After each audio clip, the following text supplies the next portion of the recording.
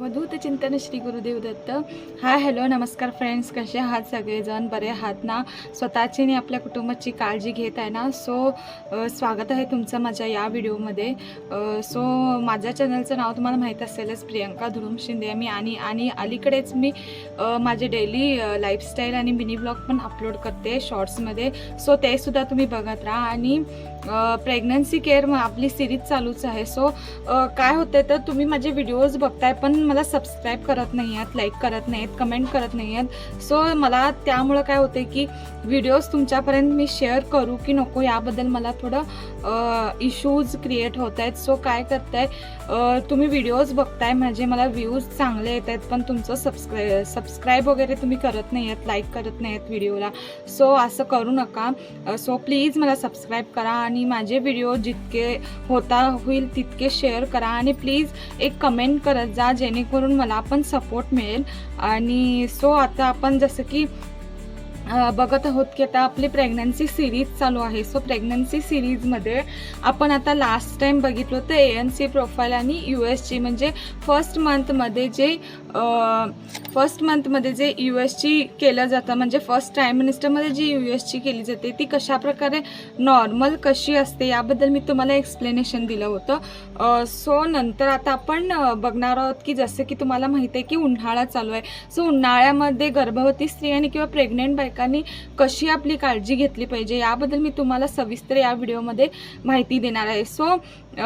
उन्हाळ्यामध्ये ज्या कोणी आता सध्यामध्ये प्रेग्नेंट असतील बायका, म्हणजे फर्स्ट मंथ टू 9 मंथपर्यंत ज्या कोणी प्रेग्नेंट असतील त्यांच्यासाठी मी तुमच्याबरोबर ही माहिती शेअर करू इच्छिते. ह्याच्यामध्ये आता आपण ह्या व्हिडिओला सुरुवात करूया की प्रेग्नन्सी ड्युरिंग समर सीझन. प्रेग्नेंट आहात तुम्ही, समर सीझन स्टार्ट आहे म्हणजे आता तरी संपतच आला आहे. आता तरी कसं झालं आहे माहिती आहे, हिवसाळा झाला आहे. धड उन्हाळा पण नाही, पावसाळा पण नाही, धड हिवाळा पण नाही. काय होते, संध्याकाळी 5-4पर्यंत कडक ऊन असतं, त्यानंतर संध्याकाळी पाऊस येतो आणि रात्री थंडी वाजायला लागते. म्हणूनच आता सध्यामध्ये हिवसाळा चालू आहे. तरीसुद्धा ह्या उन्हाळ्यामध्ये कशी तुम्हाला काळजी घ्यायची आहे याबद्दल मी तुम्हाला टिप्स सांगणार आहे. फर्स्ट टिप नंबर 1, ह्याच्यामध्ये काय करायला लागेल, उन्हाळ्यामध्ये तुम्हाला कॉटनचे कपडे घालायचे आहेत, लूज कपडे घालायचे आहेत आणि फेंट कलरचे म्हणजे लाईट कलरचे कपडे तुम्हाला वापरायचे आहेत जेणेकरून की ते उष्णता शोषून घेणार नाहीत आणि शरीरातील पण उष्णता वाढू शकणार नाही आणि जेणेकरून आपलं घाम आहे तो शोषून घेतला जाईल. त्यासाठी आपल्याला लाईट कलरचे, लाईट वेटचे कपडे आणि लूज कपडे आपल्याला यूज करायचे आहेत प्रेग्नन्सी दरम्यान.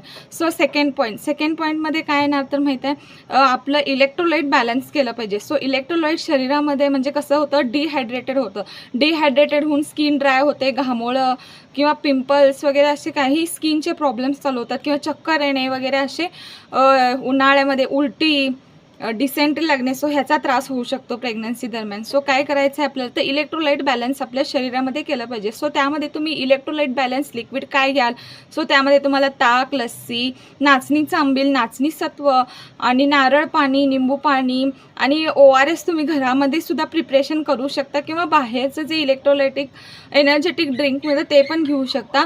मी सजेस्ट करेन की तुम्ही जास्तीत जास्त घरातीलच ORS करून ते पिलं पाहिजे. त्यामध्ये काय असतं, इक्वल अमाऊंट ऑफ शुगर म्हणजे इक्वल अमाऊंट ऑफ साखर आणि इक्वल अमाऊंट ऑफ मीठ घेऊन ते 1 लिटर पाण्यामध्ये, म्हणजे त्याची पण रेसिपी आहे, ती पाहिजे असेल तर तुमच्यासोबत मी शेअर करेन. ते 1 लिटर पाण्यामध्ये मिक्स करून ते पाणी थोडं दिवसभर आपल्याला पिलं पाहिजे. त्यानं काय होतं तर शरीरातील जे इलेक्ट्रोलाइटिक बॅलन्स असतं ते बॅलन्स होतं. हे झालं इलेक्ट्रोलाइट बॅलन्स किंवा पाणी. जर आता तुम्ही पाणी पिताय तर पाण्यामध्ये पण तुम्हाला ह्याच्यामध्ये थंड पाणी अवॉइड करायचं आहे. पूर्णतः फ्रीजमधलं पाणी तुम्हाला अजिबात प्यायचं नाही आहे. काय होतं, थोडंफार प्रमाणात तुम्ही फ्रीजमधलं पाणी पिता, ते काय होतं थोड्याफार प्रमाणात आपला थंड करता आत्मा किंवा आपला जर घसाचा कोरडेपणा आहे किंवा घशाला जी कोरड पडत असते ती कमी होते. पण काय होतं, इथं थंड पाणी पिल्याने फ्रीजमध्ये तात्पुरतं 5-10 मिनिटं आराम मिळतो पण आणखीन तहान आपली वाढू शकते. त्यासाठी काय करायचं आहे, आपल्याला थंड पाणी अवॉइड करायचं आहे. माठातलं आणि हंड्यातलं पाणी जास्तीत जास्त प्यायचं आहे आणि इंटेक हा 2.5 ते 3 लिटर पाण्याचा आपला असला पाहिजे. सो नंतर ह्यामुळे काय होणार, जितकं तुम्ही लिक्विड ज्यूस घ्याल किंवा जितकं तुम्ही इलेक्ट्रोलाइट बॅलन्स कराल, जितकं लिंबू पाणी सरबत प्याल किंवा कोकम सरबत प्याल, तितकं तुमचे स्किनवरचे जास्ती पाणी पिल्यावर पण तुमच्या स्किनवरचे घामोळे किंवा पाठीत आलेले घामोळे, स्किन प्रॉब्लेम्स पण कमी होणार आहेत आणि स्किन पण तुमची हायड्रेटेड होणार आहे. सो नेक्स्ट जे सांगेन ते तुम्हाला फ्रूट, ज्युसी फ्रूट तुम्हाला खायचे आहेत. ह्यामध्ये तुम्हाला आंबा चालेल, आंबा खायचा असा नाही. असं म्हणतात की प्रेग्नन्सीमध्ये आंबा खाऊ नये, हे चुकीचं आहे. आंबा चालेल, दररोज एक तुम्ही आंबा खाऊ शकता, पण प्रमाणात खा. कंटिन्युअसली खायचं आहे म्हणून हावऱ्यासारखं खाऊ नका, त्यामुळे आणि डिसेंट्री लागू शकते. सो प्रमाणात तुम्ही खा. मोसंबी खा, संत्री खा, सो ॲपल खा, दररोज एक ॲपल खा, मँगो खा. हे ज्युसी जे फ्रूट्स आहेत ते तुम्हाला कंपल्सरी खाल्ले पाहिजे. त्यापासून काय होतं की फ्रूट्सपासून पण इलेक्ट्रोलाइट बॅलन्स होतो आणि आपलं जे डायजेस्टिव्ह सिस्टम वीक झालेलं असतं, सो त्यामध्ये पण आपल्याला हेल्प होऊ शकते डायजेस्ट ह्याच्या, म्हणजे फूड डायजेस्ट व्हायला. सो काय असतं की फ्रूट्समध्ये फायबर्स भरपूर असतात, त्यामुळे आपलं डायजेशन स्ट्रॉंग करतं. सो नेक्स्ट जो आहे ते तुम्हाला मसालेदार आणि ऑइली तळलेले पदार्थ, जंक फूड पूर्णपणे टाळायचे आहेत. कारण की काय होतं की मसालेदार, ऑइली आणि जंक फूड आहे म्हणजे त्यामध्ये ऑफकोर्स मैदा असणारच. सो तुम्हाला या गोष्टी टाळायच्या आहेत, कारण की ह्यामुळे काय होणार, तुम्हाला ऑलरेडी उन्हाळ्यामध्ये ॲसिडिटी, हार्टबर्नचा त्रास असतो, त्यामुळे आणखीन ते तळलेले वगैरे पदार्थ खाण्यापेक्षा खाण्यामुळे त्यात आणि जरा भर पडते. सो हे पदार्थ तुम्हाला स्ट्रिक्टली टाळायचे आहेत. जेवढं तुम्ही घरच्या घरी करून खाल तेवढं तुमच्यासाठी चांगलं असेल. सो नेक्स्ट आहे की एक जण म्हणतात भूकच लागत नाही. सो भूक लागत नाही उन्हाळ्यामध्ये, साहजिकच भूक लागत नाही, कारण की पाणी पिऊन पिऊन पोट भरत असतं. सो तुम्हाला काय करायचं आहे, दर 2 तासाला थोडं तुम्ही फळ खा किंवा थोडे ड्रायफ्रूट्स खा किंवा थोडे सरबत घ्या. असं थोडं 2 तासाला तुम्हाला इनटेक हा घ्यायलाच लागेल. भूक असू दे नसू दे, थोडं तुम्हाला खात राहिलं पाहिजे. नाहीतर काय होईल, तुम्ही 2 जीवांचे असता आणि उन्हाळ्यामध्ये भरपूर ऊन असल्यामुळे चक्कर वगैरे येण्याचे चान्सेस खूप असतात. सो काय होतं, शुगर लेवल आपलं लो होऊ शकतात. त्यासाठी दर 2 तासाला खाणं हे स्ट्रिक्टली खाल्लंच पाहिजे असं. सो नेक्स्ट जो पॉईंट आहे तो ह्यामध्ये काय होतं की हार्टबर्न आणि ॲसिडिटी होते, त्यामुळे की काय खाऊसारखंच वाटत नाही, म्हणजे भूक लागलेली असते पण छातीत सतत जळजळणे. सो ह्याचा त्रास उन्हाळ्यामध्ये खूप होऊ शकतो किंवा वॉमिटिंगचा त्रास म्हणू शकता. सो ह्यामध्ये तुम्हाला काय करायचं तर तुम्हाला कढी भात, दूध भात, ताक भात किंवा ताकामध्ये चुरून भाकरी किंवा त्या ताकामधली चपाती चुरून केलेली आणि फोडणीचं वगैरे ताक किंवा अर्थात तुम्हाला दही भात तसाच जात नसेल तर तुम्ही दही भाताला थोडी लसूण आणि थोडे मिरची घालून फोडणी देऊन ते खाऊ शकताय. आणि नंतर ताकात भाकरी आणि चपाती ते पण आहेच. आणि सलाड्स घेऊ शकताय तुम्ही. सलाड्समध्ये तर तुम्हाला कोशिंबीर येणार, काकडीची कोशिंबीर, बीटची कोशिंबीर, गाजराची कोशिंबीर, हे तरी खूप हेल्दी असतं. सो हे तुम्ही घेऊ शकताय. सो नेक्स्ट आहे, जर तुम्हाला उन्हात जर जायचंच असेल स्ट्रिक्टली, म्हणजे तुमचं काहीतरी गायनेकोलॉजिस्टकडे विजिट असतील किंवा काही तुम्हाला एमर्जन्सी असेल, तुम्हालाच तिथे जावं लागत असेल, तर 12 to 4 हे 12 ते 4 दरम्यान जर जायचंच असेल, शक्यतो 12 ते 4च्या दरम्यान तुम्ही बाहेर पडूच नका. जर बाहेर पडतच असाल तर कंपल्सरी सनस्क्रीन अप्लाय करा. सनस्क्रीन अप्लाय करून गॉगल्स यूज करा, स्कार्फ यूज करा आणि कॅप्स यूज करा, जेणेकरून तुमचं UV रेडिएशन्सपासून बचाव होईल. सो नेक्स्ट जे आहे ते कोल्ड्रिंक्स, बाहेरचे कोल्ड्रिंक्स अजिबात प्यायचे नाही आहेत, पूर्णतः टाळायचं आहे.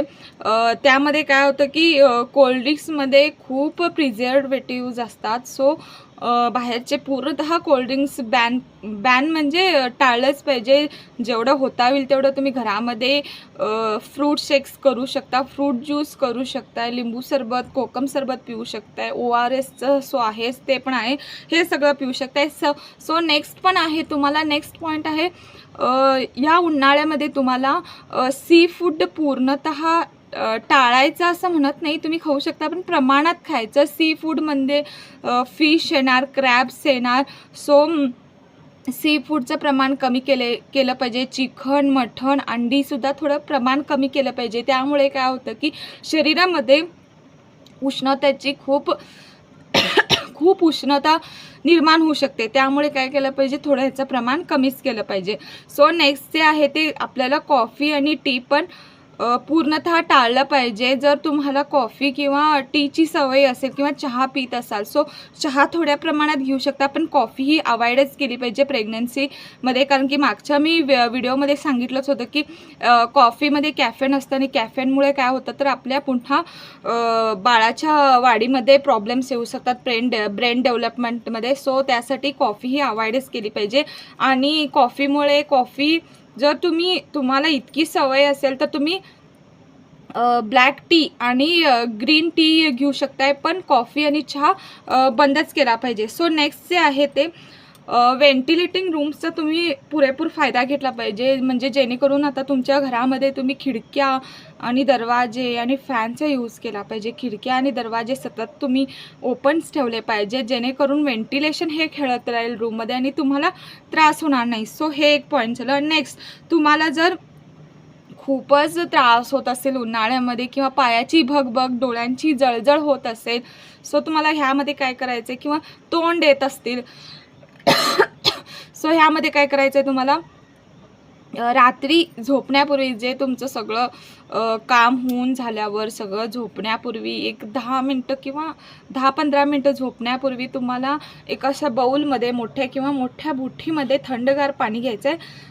थंडगार पाणी म्हणजे फ्रीजमधलं नाही, नॉर्मल जे आपलं पाणी असतं ते पाणी तुम्हाला त्या बुट्टीमध्ये घ्यायचं आहे. आणि त्या पाण्यामध्ये तुम्हाला आपले जे तळपाय असतात ते, म्हणजे फूट असतात जे तळपाय असतात ते पाय पाण्यामध्ये बुडवून एक 10 ते 15 मिनटं त्या पाण्याचा तुम्हाला कंपल्सरी शेक घेता पाहिजे. म्हणजे तुम्हाला हीटचा त्रास होत असेल तर सांगत आहे मी. सो त्यामुळे काय होतं तर तुमचं हीट लॉस होणार आणि तुम्हाला उष्णतेचा त्रास होणार नाही. सो हे सर्व किती एक 10-12 पॉईंट्स सांगितले असतील मी. सो हे माझे जे सगळे पॉईंट्स आहेत ते लक्षात ठेवून पूर्णपणे तुम्ही तुमची ही प्रेग्नन्सी जी आहे एन्जॉय करू शकता. आणि उन्हाळा तर दरवर्षी येतच राहील. सो उन्हाळ्यामध्ये अशी तुम्ही काळजी घेतच राहा. सो त्याच्याबरोबरच जर तुम्हाला ताप वगैरे येत असेल किंवा सर्दी खोकला, क्लायमेट आता थोडं चेंज झालं की दिवसभर सकाळी ऊन असतं, संध्याकाळी पाऊस असतो, थंडी वगैरे असतं. सो सर्दी वगैरे, खोक वगैरे ह्याची चान्सेस. आता मलाच खोक लागले, मीच खोका लागले, मला पण थोडं क्लायमेट चेंज झाल्यामुळे थोडं सर्दी होते काय अशी वाटत आहे. सो त्यामुळे काय तुम्हाला पण सर्दी, खोक किंवा तापचा त्रास असेल तर तुम्ही तुमच्या गायनेकोलॉजिस्टला जाऊन विजिट करू शकता, जेणेकरून ते तुम्हाला प्रिस्क्राईब करतील फीवर आणि ह्याचे कोल्डवरचे मेडिसिन्स. त्यासाठी तुम्ही जाऊन मेडिकलमध्ये घ्यायचं नाही आहे, आता तुमच्या बाळाला पण धोका होऊ शकतो. सो त्यासाठी तुम्हाला कंपल्सरी जे तुमचे डॉक्टर प्रिस्क्राईब करतील मेडिसिन तेच घेतलं पाहिजे. सो हे झालं सगळं उन्हाळ्यामध्ये. जर तुमची उन्हाळ्यात होत असेल, म्हणजे प्रेग्नंट जर तुम्ही उन्हाळ्यात आता सध्याच्या सिच्युएशनमध्ये असाल तर ही तुम्हाला ही तुम्हाला अशी काळजी घेतली पाहिजे. सो स्वतःची आणि तुमच्या बाळाची अशी काळजी घेत राहा. आणि पुढच्या व्हिडिओमध्ये नक्कीच मी तुम्हाला डाएट प्लॅन म्हणजे काय काय आहार घ्यायचा पहिल्या 3 महिन्यामध्ये हे सांगेन, व ते कसं फॉलो करायचं याचा डाएट प्लॅन पण सांगेन. सो प्लीज माझ्या चॅनलला सबस्क्राईब करा आणि प्लीज माझे व्हिडिओ पहिल्यापासून ते शेवटपर्यंत पाहत राहा आणि लाईक करा, कमेंट करा आणि शेअर करा. सो भेटू पुढच्या व्हिडिओमध्ये. तोपर्यंत श्री स्वामी समर्थ.